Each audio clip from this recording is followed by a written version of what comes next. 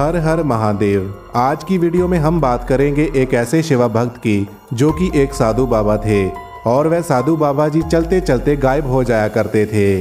कई लोग उनका पीछा भी करते थे लेकिन देखते ही देखते वह हवा में गायब हो जाते थे। यहाँ तक कि बाबा मुर्दों में भी जान डाल देते थे।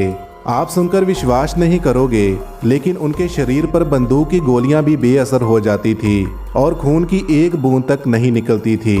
दोस्तों, हम बात कर रहे हैं भारतवर्ष के बहुत ही शक्तिशाली नीम करोली बाबा जी की।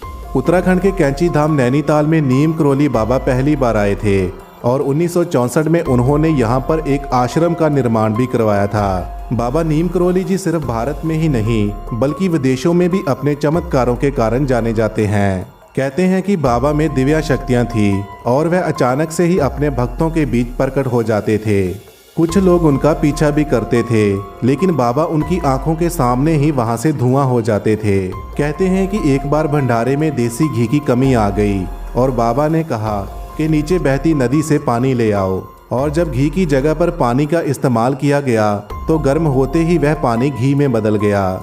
ढोंग करने की बजाय बाबा गरीबों और ज़रूरतमंदों की मदद करने के लिए हमेशा तैयार रहते थे। उसी की उदाहरण थी जब बाबा के पास वाले गांव में जल संकट आ गया लेकिन किसी ने भी बाबा को इसके बारे में फरियाद नहीं की और बाबा जी अपने आप ही उस गांव में पहुंच गए और वहां पर एक कुआं खुदवाने को कहा। गांव के लोगों ने कहा कि नीचे का पानी तो पहले से ही खारा है, इसलिए कुआं खुदवाने का कोई फायदा नहीं। लेकिन बाबा को चाहने वालों ने वहां पर कुआं खोदा तो नीचे से पानी खारा ही निकला।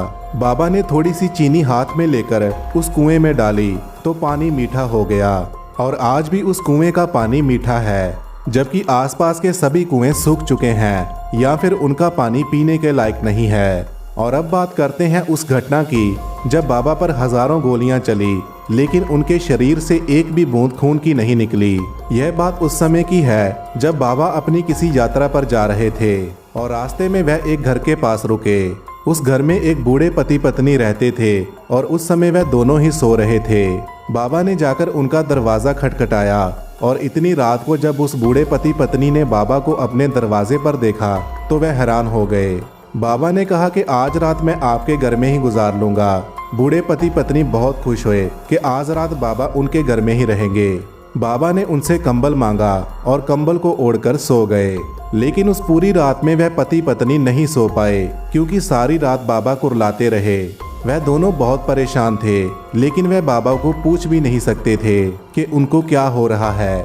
ऐसा लग रहा था कि जैसे बाबा को कोई मार रहा हो, लेकिन बाबा ने अपना कंबल नहीं उतारा। सुबह हुई और बाबा ने वह कंबल उस पति पत्नी को दे दिया और कहा कि इस कंबल को गंगा में विसर्जित कर देना, लेकिन इसे खोलकर मत देखना और बिना देखे इसे गंगा में बहा देना। जाते समय बाबा ने उनको यह भी बोला कि घबराओ नहीं, तुम्हारा बेटा जल्दी ही आ जाएगा।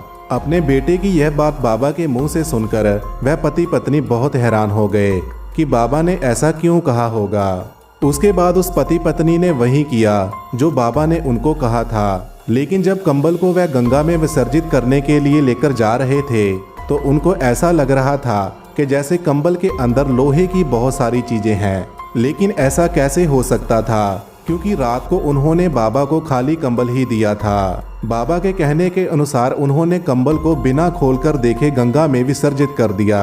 उस पति पत्नी का बेटा अमेरिका की आर्मी में था जो कि 1 महीने के बाद अचानक अपने घर आ गया और आकर बोलने लगा कि आज से 1 महीने पहले हमारी आर्मी के ऊपर दुश्मनों ने अचानक हमला कर दिया था और वहां पर मेरे सभी साथी मारे गए। लेकिन हैरानी की बात तो यह थी कि मुझे एक भी गोली नहीं लगी। मेरा वहां पर बच पाना नामुमकिन था लेकिन फिर भी मुझे एक भी गोली नहीं लगी। सुबह होते ही हमारी ब्रिटिश आर्मी वहां पर पहुंच गई जिन्होंने मुझे सही सलामत बाहर निकाल लिया। यह सुनकर बूढ़े पति पत्नी को पता चल गया कि वह वही रात थी जब बाबा अचानक से हमारे घर आए थे। उसी रात को हमारे बेटे पर हमला हुआ था और उनके बेटे पर चलने वाली सारी गोलियां बाबा ने अपने शरीर पर ले ली और उस कंबल में भी वही गोलियां थी जो कि बाबा ने अपने शरीर पर ली थी। हर हर महादेव।